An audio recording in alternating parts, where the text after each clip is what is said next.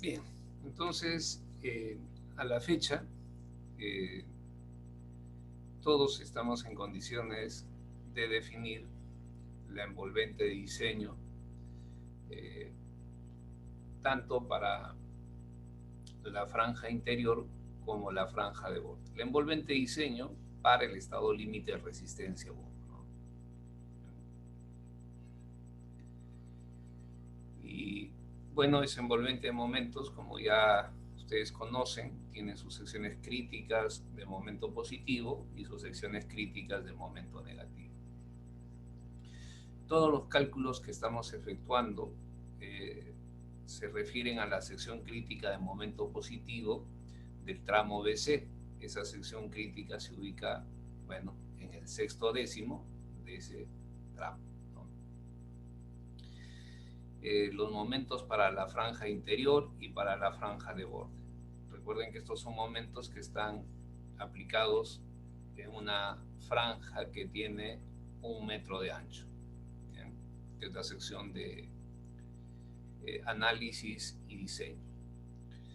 Y además estamos refiriéndonos a la franja interior, es decir, los cálculos que efectuemos con la franja inferior o de la franja interior servirán de referencia para hacer los otros cálculos.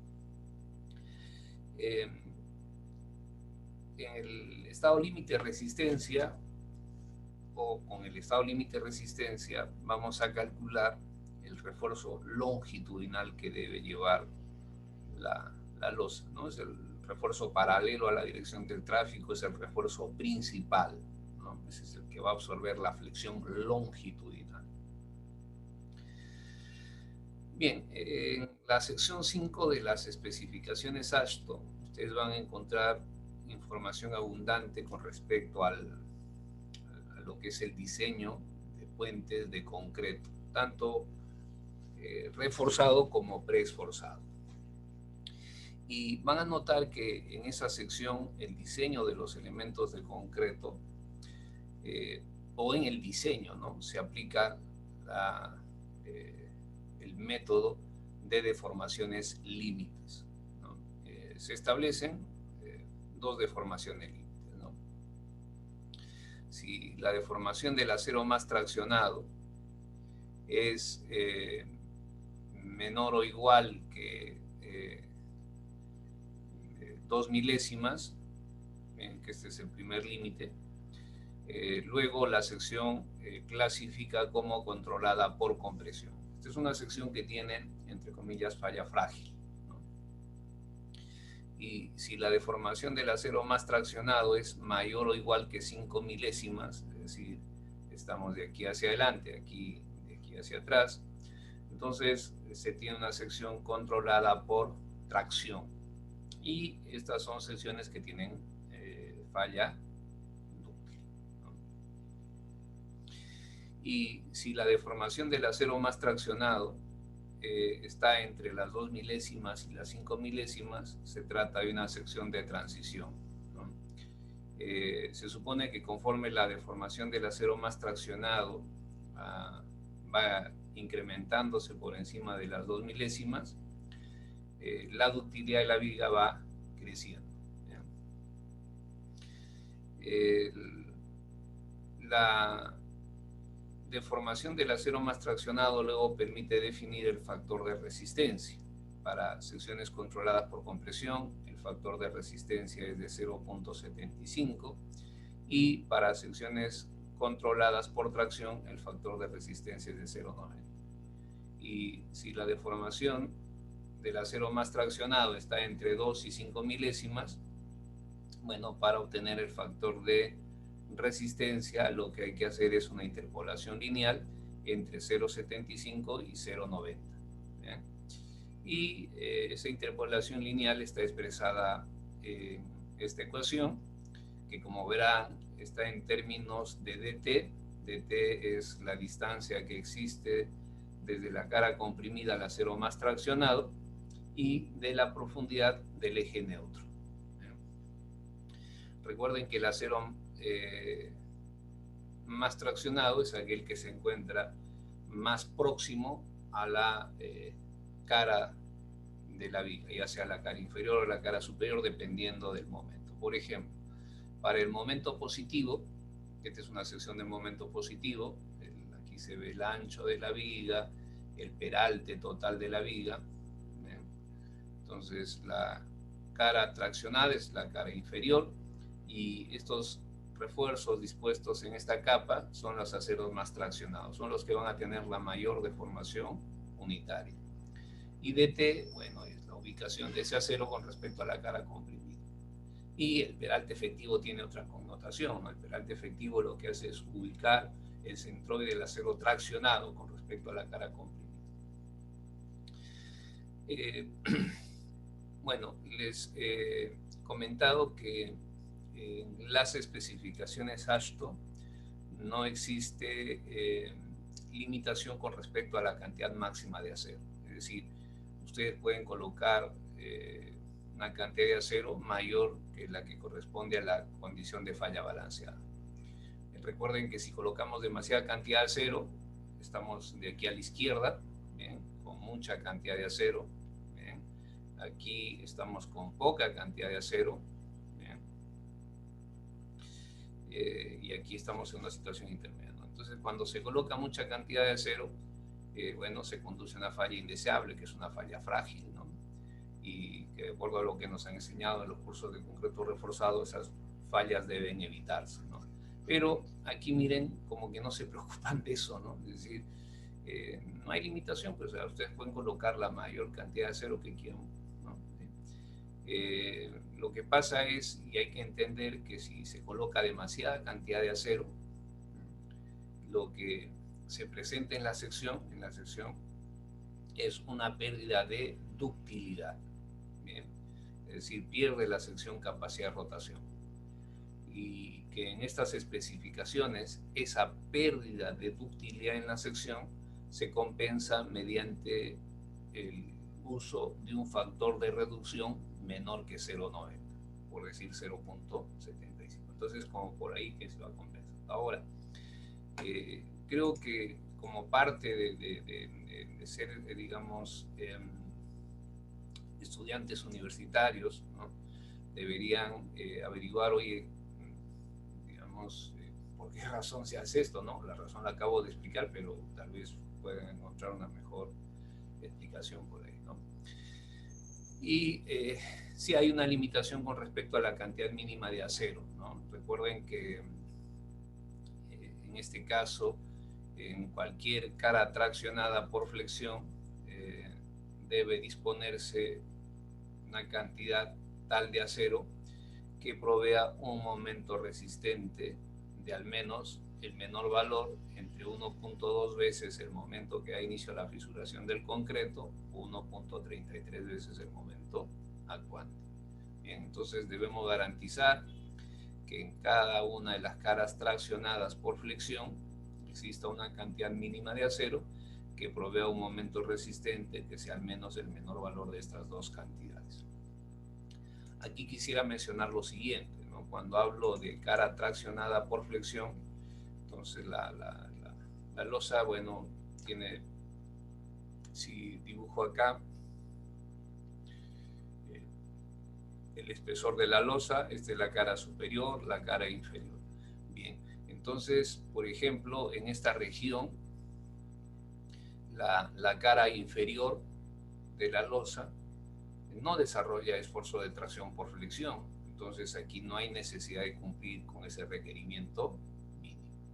Y con respecto a la cara superior, miren, en esta región de la losa, bien, no hay tracción inducida por flexión, por lo tanto acá también no hay necesidad de cumplir ese requerimiento mínimo, ¿no? Bien. Bueno, entonces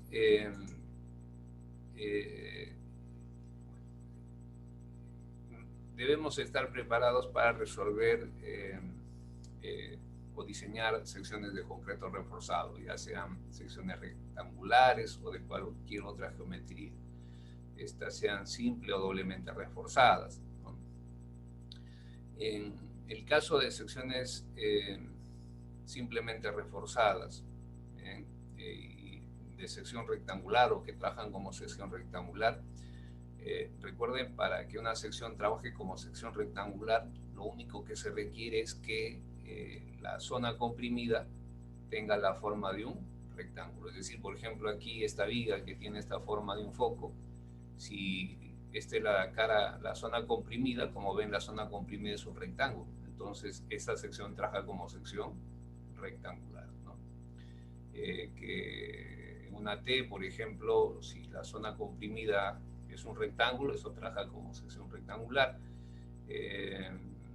Que si ya la zona comprimida involucra parte del alma, entonces aquí trabaja como viga T, ¿no? Y que si tengo una sección en forma de triángulo, bueno, aquí el asunto cambia, pero habría que aceptar que en toda esta altura es válida el supuesto de Whitney, ¿no? que dice que la distribución real de esfuerzo se puede representar o reemplazar por una distribución rectangular equivalente, ¿no? Entonces, digamos que deberíamos estar preparados para resolver cualquier tipo de viga y de columna, ¿no? Ahora, para el caso de secciones rectangulares simplemente reforzadas, en que, digamos, el acero en tensión está en fluencia, el momento resistente se puede calcular con esta expresión de acá, ¿no? Y el factor de resistencia aquí va a depender mucho de si la sección clasifica como de transición o controlada por tracción. Me refiero, para que el acero esté en fluencia, la deformación del acero calculado al centroide debe ser mayor o igual que Y. Y más o menos es igual a 0.02. Entonces,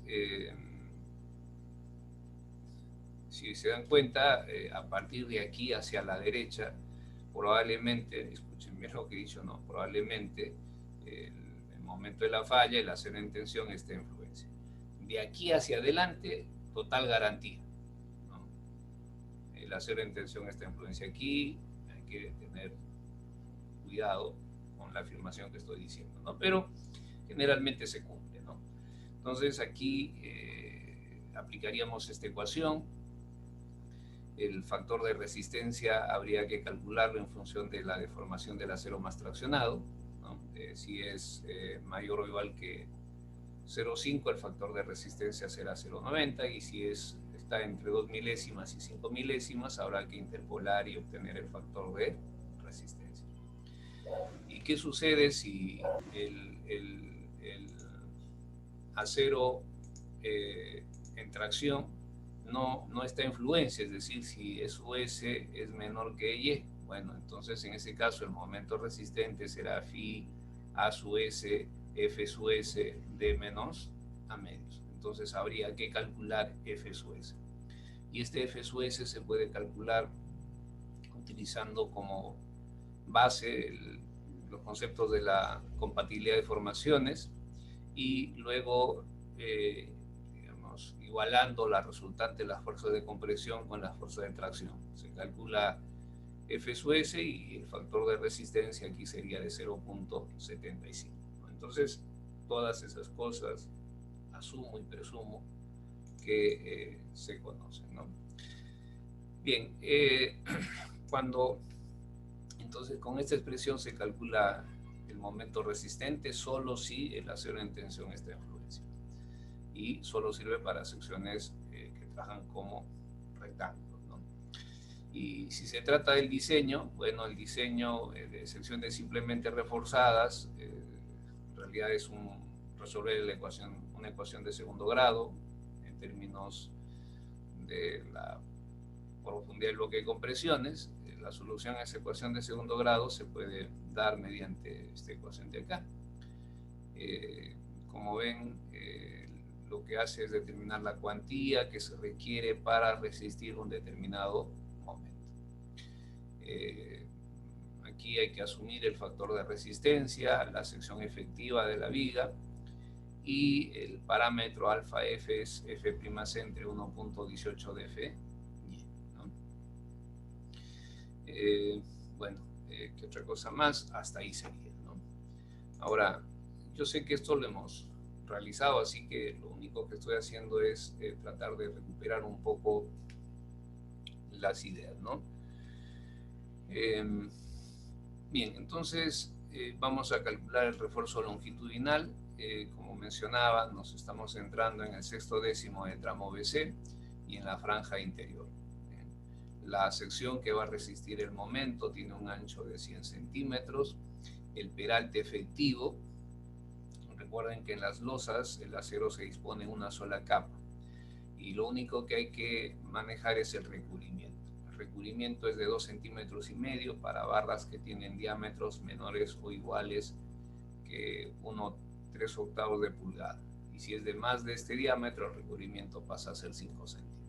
Entonces, asumiendo barras de 1/3 de pulgada, estas barras tienen un diámetro de 3,49 centímetros, el recubrimiento de 2,5, bueno, entonces haciendo las operaciones necesarias calculamos el peralte efectivo, que es 55,76. Voy a asumir que la sección trabaja como simplemente reforzada, es parte del proceso, ¿no? Entonces, y que además el acero en tensión va a estar en fluencia y que la sección clasifica como controlada por tracción.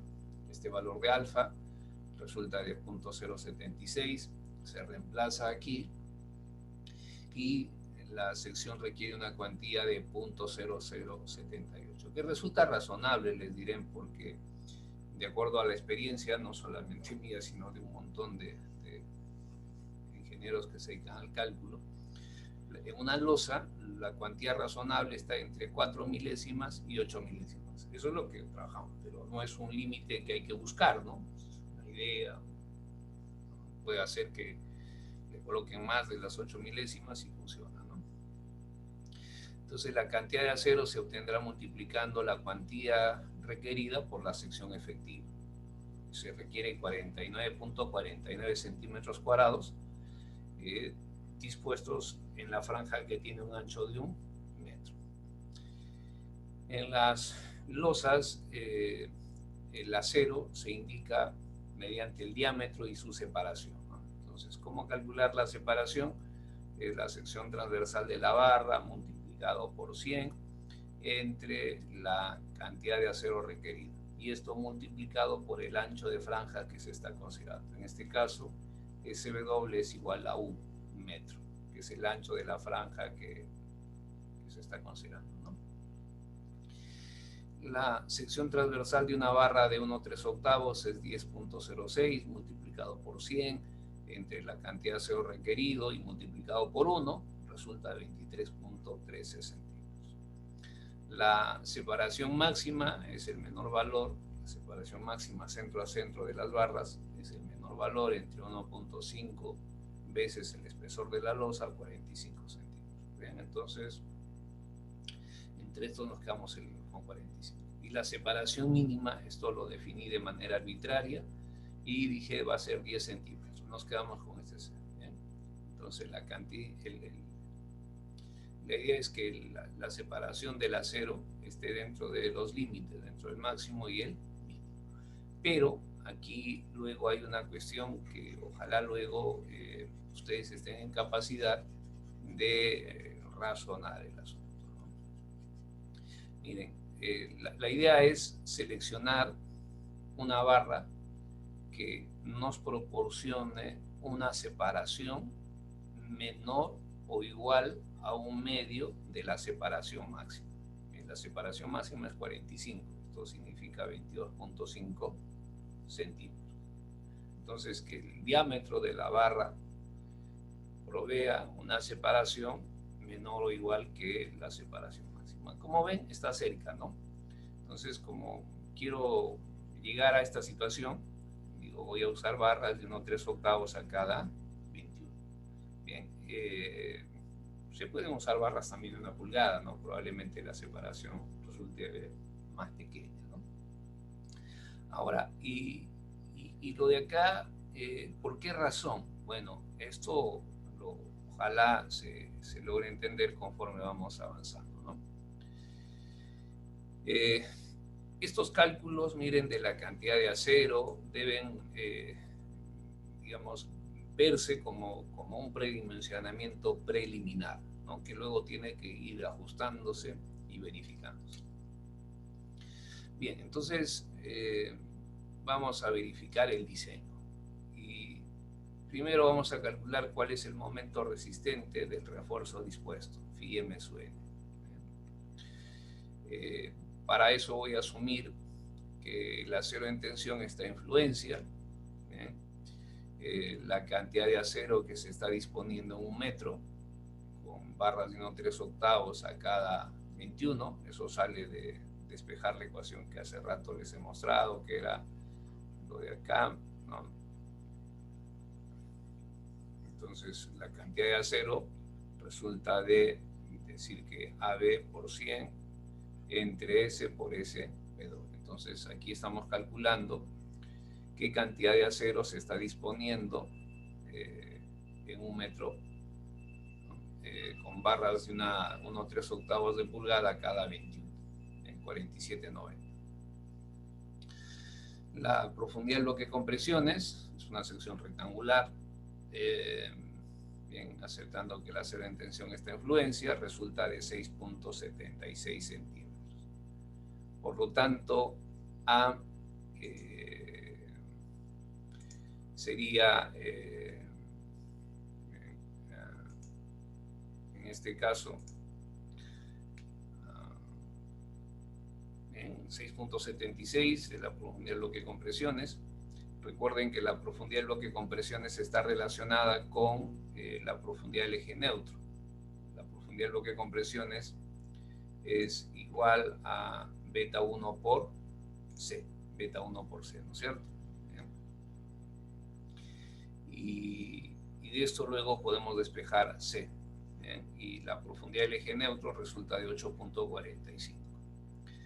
Bien, aquí se muestra el diagrama de formaciones unitarias. La línea de color negro representa la sección de la viga antes que se aplique la carga, y luego la línea de color azul representa la sección de la viga después de aplicada la carga, ¿no? Las secciones permanecen planas antes y después de aplicada la carga, en la hipótesis de Navier, ¿no? Y la sección va a fallar cuando la fibra extrema comprimida desarrolla una deformación unitaria de 3 milésimas, ¿no? En ese caso, hay que calcular la deformación del acero en tensión. De la compatibilidad de deformaciones, resulta que la deformación del acero en tensión es de 0.0167. Y la deformación que da inicio a la fluencia del acero en tensión es FY entre SUS de 0.021. Esto es casi igual a esas 2 milésimas que habíamos conversado, ¿no? Y bueno, entonces estoy verificando que en el momento de la falla el acero en tensión está en fluencia, ¿no? Entonces es válido el supuesto de acá. Como el acero está dispuesto en una sola capa, entonces D va a ser igual a DT, y eso significa que SUS también va a ser igual a SUST.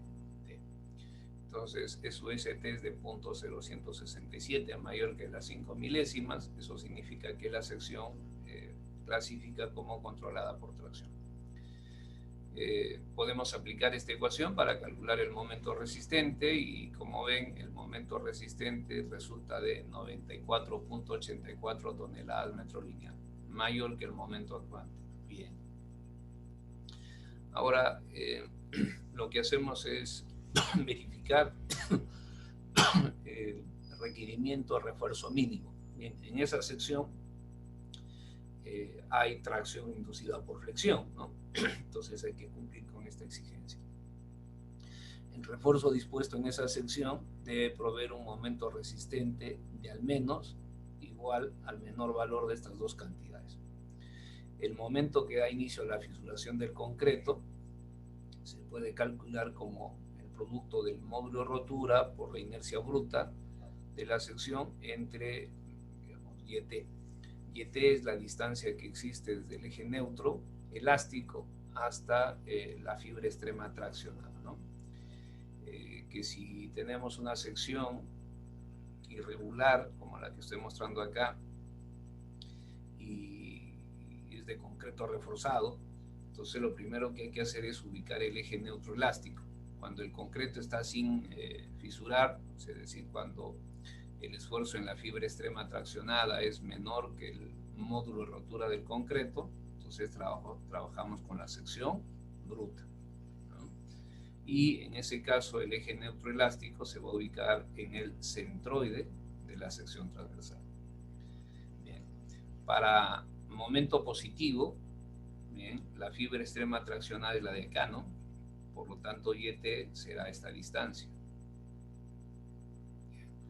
Y para momento negativo, la fibra extrema traccionada es la fibra superior, por lo tanto YT será esta distancia. Entonces YT es la distancia que va desde el eje neutro elástico a la fibra extrema traccionada, y eso va a ir variando dependiendo de si se trata de momento positivo o negativo. Bien. El momento de inercia de la sección bruta debe calcularse considerando, o debe calcularse con respecto al eje neutro elástico.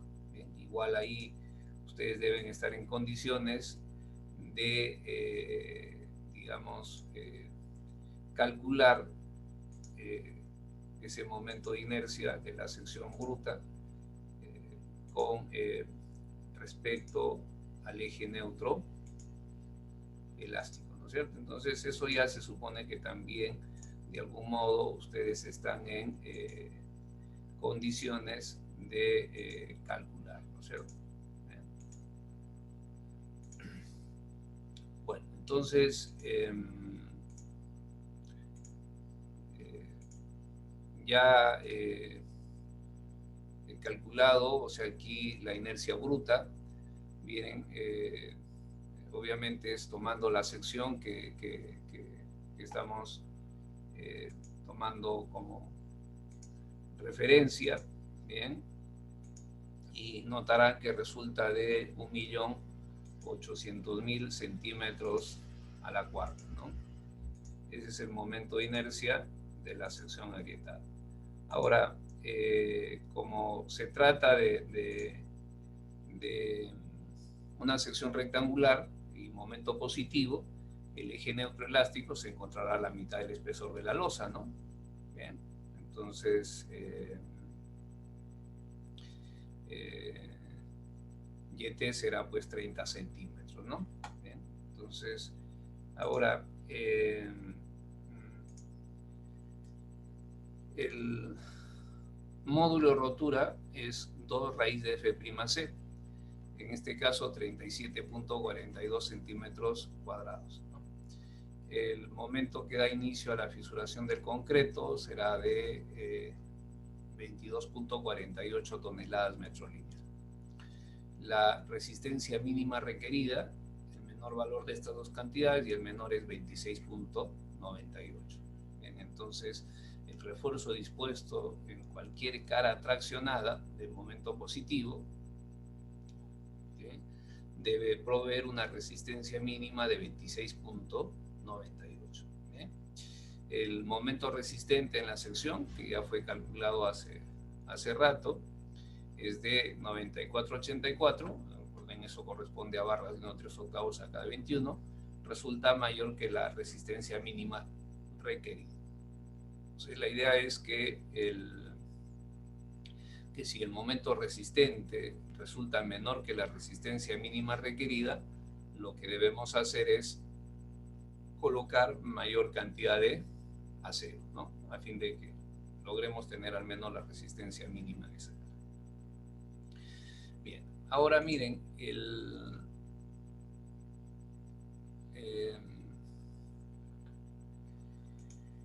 lo que viene aquí es tal vez lo más importante de todos los cálculos, ¿no? Es decir, creo que todos estamos en condiciones de calcular la cantidad de acero, ¿no? Y saber qué diámetro de barra y con qué espaciamiento. Pero luego viene lo más difícil, que es saber ubicar el refuerzo, ¿no? ¿Sí? decir, detallar el elemento de concreto reforzado. Y ese detallamiento requiere obviamente de cierta experiencia que poco a poco ustedes lo van a ir adquiriendo, ¿no? Miren, aquí lo que he hecho es mostrar un corte longitudinal de la losa, y en el mismo estoy mostrando el refuerzo longitudinal. Recuerden que para momento positivo se ha dispuesto una barra de 1/3 a cada punto 21 en la sección crítica de momento positivo. Bueno, colocar esa cantidad de cero a todo lo largo de la losa o a todo lo largo del tramo sería, digamos, ir contra la economía, ¿no? La cantidad de acero tendría que ir ajustándose a la intensidad del momento, ¿no? O a la forma del diagrama de momentos flectores, es decir, a la forma del envolvente del momento, ¿no? Por acá el momento es menor, por lo tanto la cantidad de acero que se requiere por acá será mucho menor que la de acá, ¿no? Entonces hay que ir ajustando la cantidad de acero de acuerdo a la intensidad del momento.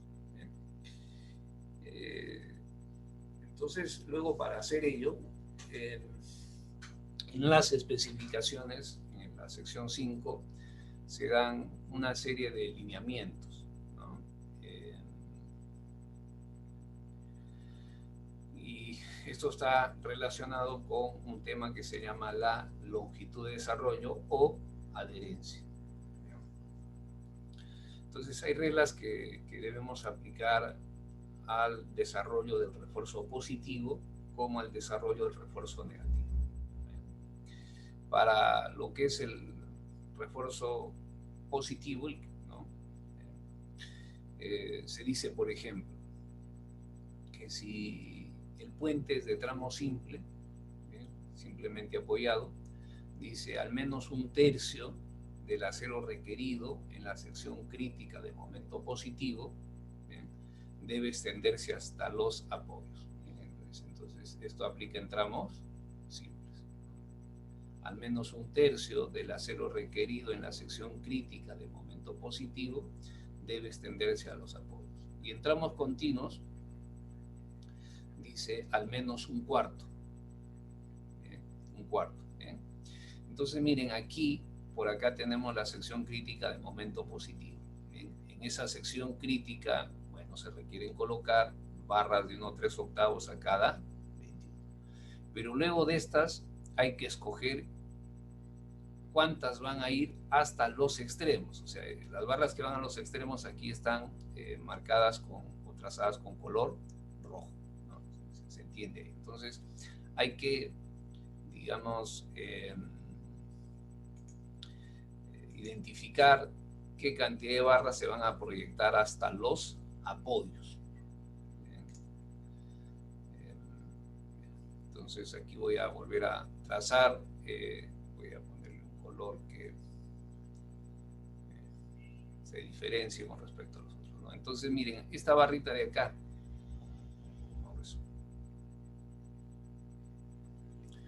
o bien, que en realidad está representando ahí un conjunto de barras. Todo esto de acá, miren, es la barra que va a ir de extremo a extremo.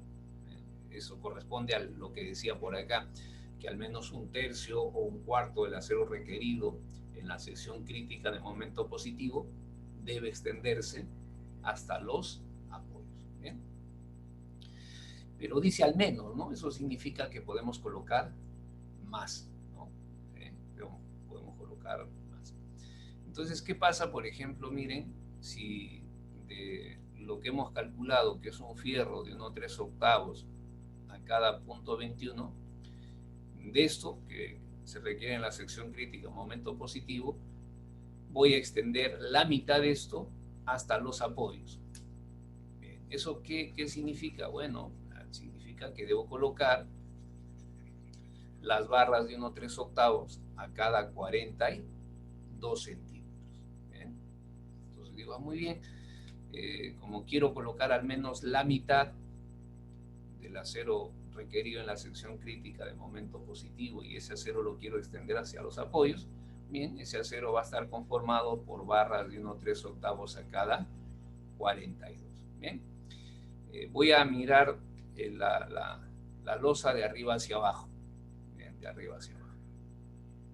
Entonces, esas barras que pasan son de color rojo, esas van a ir a cada 42 centímetros. Bien, este es un dibujo en planta, ¿no? Bien, 42, 42, 42 centímetros. Bien, entonces, aquí el espaciamiento, bien, de 42 centímetros, 42 centímetros, 42 centímetros, 42 centímetros. ¿Bien? Ahora, y las otras barras, las que se van a quedar, que son, o las que se van a cortar, que están dibujadas de color azul, se van a colocar intercaladas con esto, ¿no? Miren, acá. Esas barras también van a ir a cada 42 centímetros, ¿no? Es decir, la separación entre estas barras también es de 42 centímetros. 42 centímetros, 42 centímetros. Aquí, esta línea está representando la sección crítica de momento positivo. Bien. El sexto décimo, aquí, ¿qué pasó con esto? El sexto décimo del tramo BC. Recuerden que esto es un dibujo en planta, mirado de arriba hacia abajo, y que lo que está indicando es cómo va a ir el refuerzo. Entonces, miren, en esta sección, ¿a cada cuánto está yendo el acero? Está yendo a cada 21 centímetros. Aquí todas las barras están yendo un fierrito de 1/3 a cada punto 21. Bien. ¿Se entiende la idea? Entonces, aquí estoy yendo un poquito más allá de lo que las especificaciones indican. La especificación indica al menos 1/4 del acero requerido en la sección crítica de momento positivo debe extenderse hacia los apoyos. Bien, yo le estoy colocando aquí la mitad, ¿no? Entonces, la mitad del acero requerido en la sección crítica de momento positivo se está extendiendo hacia los apoyos. Bien, si quisiese colocar 1/3, entonces estas barras de color rojo deberían ir a cada cuánto. Una barra de 1/3 a cuánto, a 3 por punto 21, ¿no? 1/3. No sé si se percatan de esto, pero bueno. Entonces, ahora notarán lo siguiente. Recuerden que la separación máxima del acero debe ser menor o igual que 45 centímetros, ¿no? Que es lo que hemos calculado por acá, ¿no? Que el acero debe ir con una separación máxima de 45 centímetros. Y estamos cumpliendo, ¿no? Estamos cumpliendo porque miren, en estas secciones por acá la separación es menor o igual que la separación o el espaciamiento máximo. No sé si ahora logran relacionar lo que hace rato mencionaba. Vamos a usar un diámetro de barra tal que su espaciamiento sea menor o igual 1/2 del espaciamiento máximo. Al hacer eso, luego tengo la posibilidad de, digamos, extender el 50% del acero requerido en la sección crítica de momento positivo hasta los apoyos y de extenderlo y que ese acero tenga un espaciamiento menor o igual que el máximo permitido. ¿Bien? Bueno, voy a cortar acá la grabación.